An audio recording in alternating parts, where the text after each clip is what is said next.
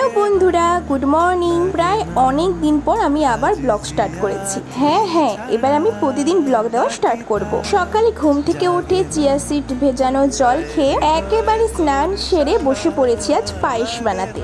আজকের দিনটি আমার কাছে আজ বড়ই স্পেশাল। আজকে ছিল আমার অনেক অনেক কাছের মানুষের জন্মদিন, আর লাইফে আমি ফার্স্ট আজ পায়েস বানাবো। একটু ভয় ভয়ও করছিল। পায়েস বানানোর জন্য নিয়েছি 200 গ্রাম গোবিন্দভোগ চাল, 250 গ্রাম চিনি, এলাচ, কাজু বাদাম, তেজপাতা, আমুল দুধের প্যাকেট আর 1 লিটারের মতো দুধ। প্রথমেই চালটা ভালো করে ধুয়ে কড়াইটা হালকা গরম হয়ে আসতে ঘি দিয়ে চালটা ভালো করে আমি ভেজে নিচ্ছি।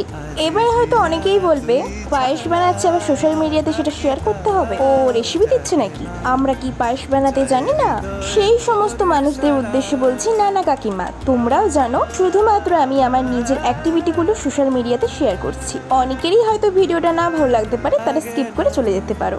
চালটা হালকা ভাজা হয়ে আসতে আমি কিছুটা জল দিয়ে দিয়েছি, একদম কম করে জল দিয়েছি যাতে চালটা শুধুমাত্র হালকা আধা সিদ্ধ হয়। এরপর এলাচ, তেজপাতা আর সামান্য লবণ দিয়ে দিয়েছি। চালটা আধা সিদ্ধ হয়ে আসতেই আমি এতে 500 গ্রামের মতো দুধ দিয়ে দিয়েছি প্রথমে, আর এই 500 গ্রাম দুধটা আমি কিছুক্ষণ পরে দেব। এবারে শুধু এখন দুধটা ফুটে আসার সময় কিছুক্ষণের মধ্যেই সেই 500 গ্রাম দুধটাকে ভালো করে জাল করে নিয়ে আমি আবারও দিয়ে দিয়েছি।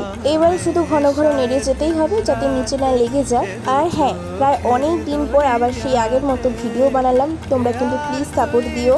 এরই মধ্যে আমি চিনিটা দিয়ে দিলাম। এই চিনিটা কিন্তু 250 গ্রামের মতো চিনি দিয়েছি।